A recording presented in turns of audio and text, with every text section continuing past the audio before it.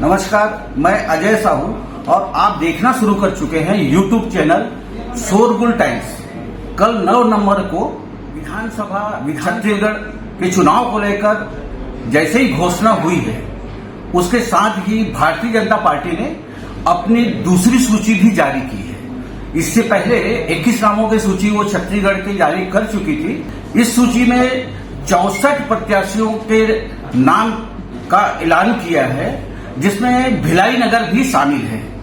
भिलाई नगर से वैसे तो काफी लोगों ने दावेदारी अपनी की थी, लेकिन पार्टी ने यहाँ के पूर्व मंत्री, पूर्व विधानसभा अध्यक्ष और लगातार राजनीति में सक्रिय रहे प्रेम प्रकाश पांडे जी को इस बार फिर मौका दिया है।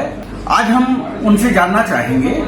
इससे पहले हम पांडे जी के बारे में आपको बताएं कि पांडे जी एक लंबे समय से भाजपा की राजनीति करते रहे हैं और छत्तीसगढ़ में एक कद्दावर नेता के रूप में पांडे जी की अपनी एक अलग पहचान है। और भिलाई में समाज सेवा के क्षेत्र में भी आपका काफी योगदान रहा है। लगातार विभिन्न समस्याओं को लेकर, भिलाई टाउनशिप की विभिन्न समस्याओं को लेकर आप पार्टी में रहें, सरकार में रहें, न रहें, लेकिन लगातार इसके लिए कोशिश करते रहे हैं और इसी सब बातों को देखते हुए पार्टी ने इस बार भी उनको मौका दिया है।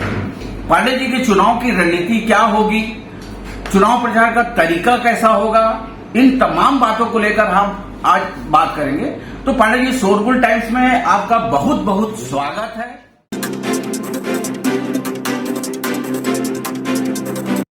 अब हम दर्शकों को बताइए कि चुनाव को लेकर आपकी अभी शुरुआती प्लानिंग क्या है। देखिए, जहाँ तक चुनाव कार्यकर्ताओं के संगठित संयोजन और उसके उनको लगातार जो अपने कार्यक्रम है, उन कार्यकर्ताओं के माध्यम से चुनाव लड़ा जाता है। और मैं भी भाजपा के कार्यकर्ताओं को सबको संगठित करते हुए और अपने मतदाताओं तक पहुंचने का हम लोग प्रयास करेंगे। जी, चुनाव में जो मुद्दे होंगे, पिछले 9 साल से देश के प्रधानमंत्री आदरणीय मोदी जी के द्वारा विभिन्न क्षेत्रों में सारे वर्गों के लिए जो कार्य किए गए, गरीब कल्याण से लेकर के भिलाई इस्पात संयंत्र में कार्य करने वाले लोगों, मजदूरों की मजदूरी बढ़ाने से लेके आपके इनके बोनस, गरीबों के लिए राशन, वैक्सीनेशन, कोविड में 1 रुपया में आपका जीवन बीमा कराना, प्रधानमंत्री आवास से शहरी जो गरीब है उनको आवास दिलाना, ऐसे अनेकों कार्य रेहड़ी पट्टी वालों को बिना गारंटी के 10,000 से लेके और 10 लाख तक जो है छोटे व्यवसायियों को लोन दिलाना, इन तमाम मुद्दों को लेकर के जाएंगे। देश जिस तरीके से उनके नेतृत्व में आज देश का मान सम्मान बढ़ा है, धारा 370 की समाप्ति, राम मंदिर का निर्माण, ट्रिपल तलाक, ऐसे महत्वपूर्ण विषय, साथ ही महिलाओं का विधानसभा और लोकसभा में आरक्षण, वार मेमोरियल बनाना जिसमें शहीद जितने आज तक हुए हैं उनकी पूरी उनके नामों का जिक्र करना, सम्मान करना। इसलिए भाजपा सरकार में जहां हम लोगों ने बीएसपी के कर्मचारियों का प्रोफेशनल टैक्स माफ किया, हॉस्पिटल की ब्लड बैंक की समस्या आई थी उसका निराकरण किया, विभिन्न जगहों पर श्रमिक बस्तियों में चाहे छावनी हो, बापू नगर हो, आपकी कुर्सी पार्क, सुपेला, कैंप, ऐसे जगहों पर पुरैना, सब जगह जो एक अस्पताल हम लोगों ने खोला, 100 बेडेड अस्पताल जो है सुपेला में। इसके अलावा जितने गार्डन्स हैं, तालाब हैं, under bridge, over bridge, school, college, livelihood college, indoor stadium, English medium school, universities, technical universities, IIT, ऐसे तमाम जो कार्य किए गए हैं, 1 रुपया किलो चावल सहित, ये हम सब के कार्यों का आधार होगा। दूसरा, पिछले 5 वर्षों में कांग्रेस ने जो इस भिलाई शहर नशे का गढ़ बना दिया, पूरे भिलाई में आज आपराधिक गतिविधियां इतनी तेज हुई है, जो शांति का टापू कहलाता था, जहां लोग अपने बच्चों को दूसरे शहर से पढ़ाने के लिए ले आते थे, आज यहाँ रोज लूटपाट, लोहा चोरी, हत्याएं, दुष्कर्म, महिलाओं के साथ छेड़छाड़ और पुलिस की निष्क्रियता। पुलिस सक्रिय होती है तो राजनेताओं का, जो सरकारी दल के लोग हैं, उनका संरक्षण प्राप्त जो एक संगठित कार्य हो रहा है। नौजवानों को जुआ, सट्टा सरेआम चल रहा, लोहा चोरी चल रही है, उसमें यहाँ का जो नौजवान, जो देश और दुनिया में अपनी एकेडमिक कैरियर के नाम से जाना जाता था, जो भिलाई IIT के कारण जाना जाने वाला, वहाँ पे लोग महादेव ID की चर्चा करते हैं। ये दुर्भाग्य जो है, इन तमाम मुद्दों को लेकर के हम जो है जनता के बीच जाएंगे। लोकसभा चुनाव में और विधानसभा चुनाव दोनों के मुद्दे अलग अलग होते हैं, और विधानसभा जो है खास करके स्थानीय मुद्दे को लेकर चुनाव लड़ा जाता है। कोई भी प्रतिनिधि हो, केंद्र की राजनीति या केंद्र के योजनाओं को लेकर बहुत ज्यादा विधानसभा चुनाव में उसका मतदाताओं पर सीधा असर नहीं। तो ऐसी स्थिति में आप स्थानीय मुद्दे को लेकर ऐसा कौन सा मुद्दा आपको जो इस चुनाव में रहेगा, जिसको लेकर आप सीधे मतदाताओं तक पहुंचेंगे और उससे मतदाता जो है प्रभावित होंगे, ऐसी स्थिति बनेगी?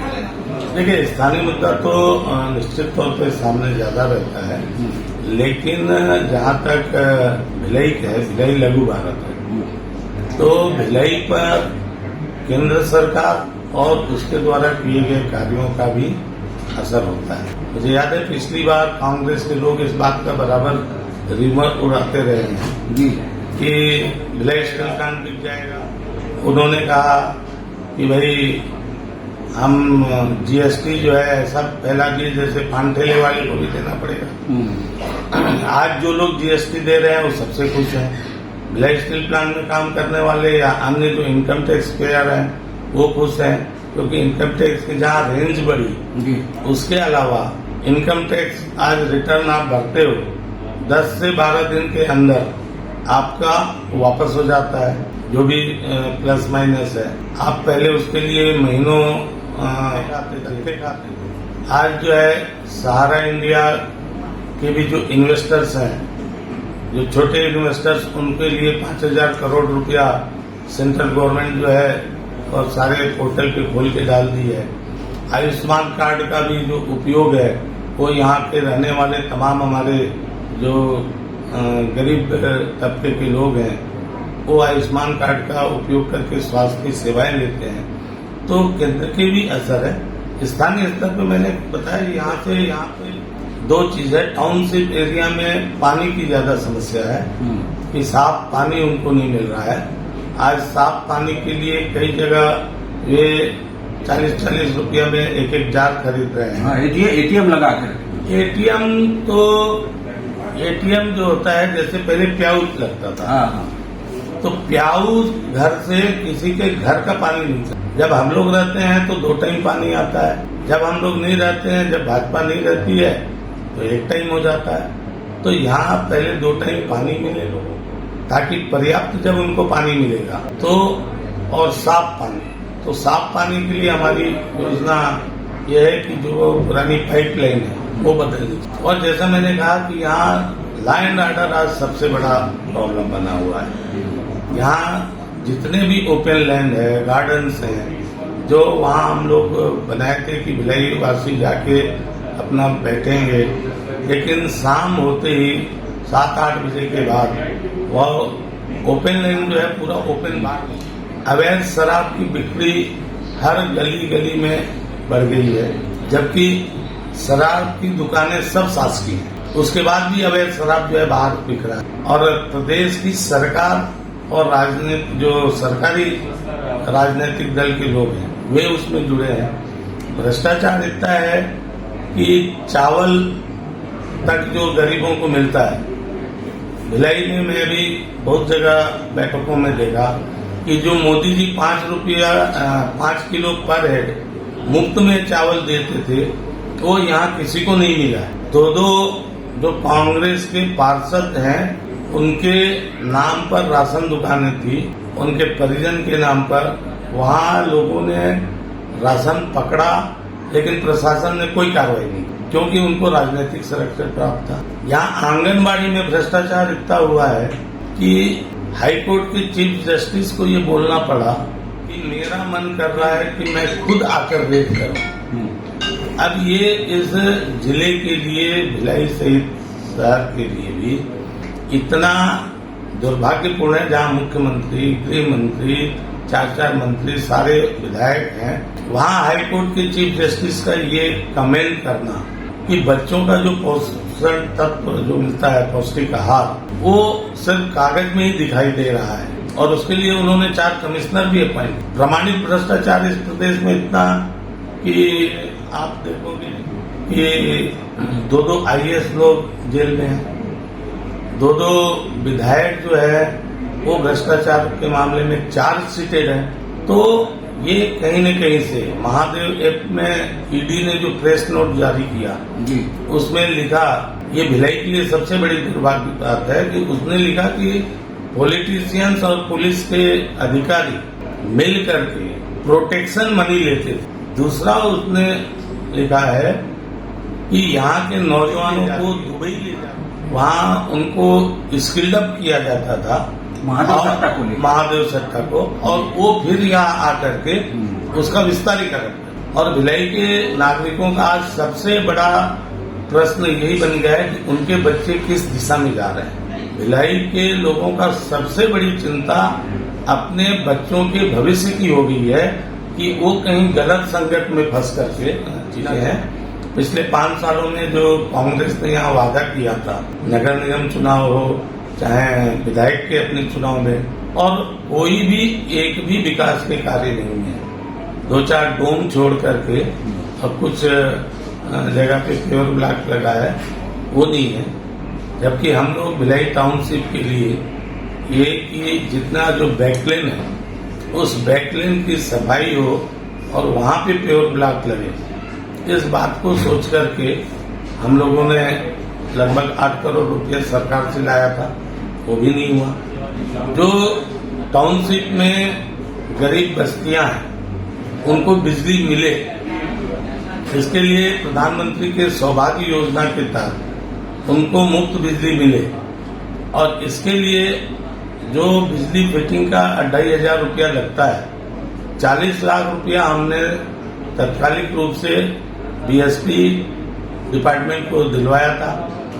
जैसे ही सरकार कांग्रेस की बनी, लगभग 32 करोड़ रुपया वापस चला गया, उसमें ये भी चला गया। तारामंडल हम लोग हुडको में 18 करोड़ का ला रहे थे, अब वो तारामंडल भी गायब हो गया। और 5 साल में जो भिलाई की दुर्गति हुई है, ये हमारे मुद्दे रहेंगे। मतलब आप ये कहना चाह रहे हैं कि 5 साल में प्रदेश में कांग्रेस की सरकार रहते हुए भिलाई में कोई काम नहीं हुआ?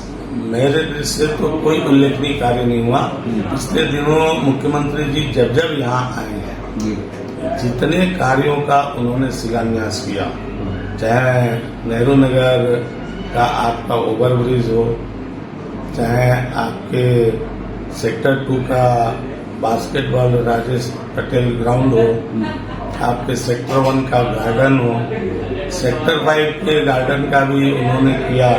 उसमें सिर्फ एक शहीद भगत सिंह की मूर्ति जो पहले संजय नगर तालाब सुकेला के लिए था, वो वहां से शिफ्ट करके ले आए। पिछले दिनों इंडोर स्टेडियम कुर्सी पार्क किया, जिसमें 3 करोड़ रुपया ऑलरेडी हुडको के लिए दे के उसका भूमि पूजन भी हो गया था। और वो इंडोर स्टेडियम हम लोगों ने पूरे प्रदेश के हर जिले में दिया था, 3-3 करोड़ रुपया दे दिया था। वही इंडोर स्टेडियम यहाँ से वहाँ ट्रांसफर कर दिए। सेक्टर 9 ग्राउंड का किए तो वो 40 लाख रुपया यहाँ पे था, यहाँ की मिट्टी सेक्टर 9 की मिट्टी उठा के वहां लेके चले गए। तो अपने सोच से और अपनी कल्पना से तो अभी तक कोई पूर्ण कार्य जो है नहीं हुआ है, बल्कि उन्होंने मुख्यमंत्री रहते हुए भिलाई के लोगों से इतना बड़ा झूठ बोला कि जो पूरे प्रदेश के लोगों को बिजली बिल हाफ योजना का लाभ मिल रहा है वो भिलाई टाउनशिप के लोगों को तब तक नहीं मिल सकता जब तक कि भिलाई टाउनशिप की सप्लाई लाइन CSPDCL को ट्रांसफर न हो। हम लोग हाईकोर्ट में गए, वहां से नोटिस हुए और मैं लगातार इस बात का विरोध करते रहा। उसका कारण ये है कि CSPDCL की जो बिजली का दर है वो BSP टाउनशिप से 40 से 45% ज्यादा है। तो 40-45% पहले आप इधर CSPDCL को दे के बढ़ाओ और फिर 50% कम करो, वो भी 400 यूनिट तक। तो ये तो कहीं कोई फायदे वाली बात नहीं है। और हमने उनसे भी बार बार यही आग्रह किया था कि भाई आप यहाँ टैरिफ कम है तो आपको पैसा कम देना होगा। अभी चुनाव का दबाव आया तो उन्होंने घोषणा कर दिया कि हम यहाँ देंगे सितंबर से, लेकिन अभी की बिजली बिल में भी वो जुड़ा नहीं है, अभी भी उन्होंने 1 रुपया नहीं दिया। और हमारी ये मांग है कि 1 मार्च 2019 से प्रदेश के सभी विद्युत उपभोक्ताओं को जो बिजली बिल हाफ योजना का लाभ मिल रहा है प्रदेश के घरेलू उपभोक्ताओं को, वो भिलाई टाउनशिप के भी प्रत्येक घरेलू उपभोक्ता को मिलना चाहिए। जो उनके लगभग 28 से 30 हजार रुपया उनसे अवैध रूप से लिया गया है वो राज्य सरकार उनके खाते में ट्रांसफर करे थ्रू BSP। अभी विधायक जी की प्रगति यात्रा और तमाम तरह की यात्रा उनकी निकली है, वो लगातार इस बात को जोर देकर कह रहे हैं कि हमने विधानसभा चुनाव के समय जितने वादे किए थे वो सब पूरे। झूठ बोल रहे हैं। पहला वादा उन्होंने कहा था कि छठे भेज कर ली जाएगा, कहाँ आया? बल्कि वो लीज संघर्ष समिति के लोग भी, जिसमें जो उसका अध्यक्ष लीड करते हैं मिस्टर परगतिया, वे कांग्रेस के एजेंट के रूप में काम कर रहे हैं। क्योंकि पिछले 5 सालों में कभी उन्होंने नहीं पूछा कि लीज का क्या हुआ। जिस लाइसेंस की बात कर रहे हैं, लाइसेंस तो पहले हम लोगों ने दिलवाया और 5,000 रुपये में दिलवाया, वो भी नॉन BSP को दिलाया। अब BSP वाले BSP के चल रहा है कि भाई उन्होंने 5 लाख रुपया लेकर के और लाइसेंस दिया है 1 तक 400 फीट तक का। तो लीज जो वो छठा फेज बोले थे वो तो आया नहीं। जिन 5 फेज के लोगों को लीज का रजिस्ट्रेशन हुआ, जो लीज की शर्तें थी, शर्तों का रजिस्ट्रेशन हुआ, उस रजिस्ट्रेशन को ये मालिकाना हक चिल्ला रहे। हाँ, रजिस्ट्री हुआ ऐसा कह रहे। रजिस्ट्री नहीं हुआ है, रजिस्ट्री ही कहलाएगा। जब रजिस्ट्रेशन को जो हो जाता है वो रजिस्ट्री, शब्द वही है। बट रजिस्ट्री किस चीज का हुआ? जो एग्रीमेंट था, एग्रीमेंट के पेपर का रजिस्ट्रेशन हुआ और उस पेपर में शर्तें लिखी हुई थी, कोई मालिकाना हक नहीं। और इसलिए वो रजिस्ट्री में लिखा हुआ है मूल्य क्या शून्य, कोई जमीन का मालिकाना हक का नहीं हुआ है। तो और BSP ने भी क्लियर कर दिया कि लोक परिषद अधिनियम 1971 के तहत जो है ये कोई मालिकाना हक नहीं है, वनली यू इंजॉय। तो लगातार लोगों को गुमराह करना, झूठ बोलना। और अभी 2-4 दिन से सब लोग निकले हैं, जहाँ जगह देख रहे हैं वहाँ नारियल फोड़ दे रहे हैं। उनको मालूम था कि आचार संहिता लगेगी, अब बोल रहे कि आचार संहिता लग गई। तो ये झूठ और लूट की जो दुकान है कांग्रेस की, वो भिलाई की जनता समझ गई है, पूरे प्रदेश की जनता समझ गई है। और प्रदेश में जो बदलाव का बयार चल रहा है वो भिलाई में भी उसके साथ। प्रदेश में 5 साल कांग्रेस की सरकार रही है। कांग्रेस की सरकार के रहते हुए छत्तीसगढ़ के विकास के लिए कह लीजिए या तमाम योजनाएं जो है यहाँ लागू की गई है और बहुत ग्राउंड लेवल पे भी उसका काम हुआ है, ऐसा उन लोग दावा करते हैं। तो इसका कितना असर इस चुनाव पे पड़ेगा?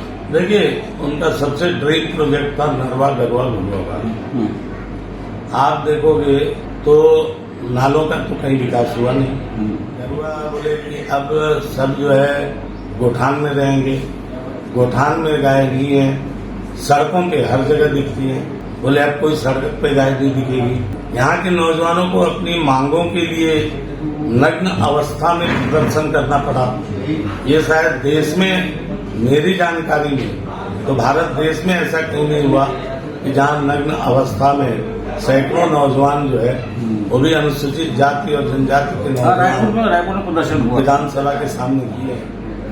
भिलाई विधानसभा का नेचर पूरे छत्तीसगढ़ में अलग टाइप का है। यहाँ प्रबुद्ध वर्ग के लोग रहते हैं भिलाई विधानसभा में, और सभी जाति धर्म के लोग रहते हैं। यहाँ न तो जाति का कोई प्रभाव रहता है और न कोई धार्मिक उसको लेकर होती है, और काफी डिफरेंट है। अच्छा, दूसरा ये विकास को लेकर भी बहुत ज्यादा भिलाई टाउनशिप में कुछ करने का रहता नहीं है। तो आप अगर मान लो उसको उस नजर से देखें तो प्रमुख समस्या भिलाई में आपको क्या नजर आती है? देखिए, पहली तो प्रमुख समस्या ये आ रही है कि लाइन उस पार जहाँ पहले पानी के लिए लोग लड़ते थे और टाउनशिप के लोग बड़े निश्चिंत रहते थे, आज टाउनशिप में लोग पानी की समस्या से फंसते हैं। तो और दूसरा लैंड ऑर्डर सबसे बड़ा है। यहाँ पीस चाहिए, यहाँ कभी भी सामाजिक सद्भाव नहीं मिल रहा, लेकिन बार बार ऐसी घटनाएं लोगों के मन में भय और आशंकाएं पैदा करती, और इसलिए भिलाई में मूल रूप से देखा जाए तो यूं तो सबकी अलग अलग समस्याएं हैं, हर समूह की अलग समस्या है। यहाँ पे निश्चित तौर पे प्रत्येक धर्म, जाति, भाषा और सबके रहते हुए भी भिलाई आज लगभग 65 साल का हो गया है। तो भिलाई का एक अपना कल्चर बन गया है। पहले दक्षिण वाले ही सिर्फ इडली डोसा खाते थे, अब सब खा रहे हैं, पराठा भी सब खा रहे हैं, पहनावा भी सबका एक समान है।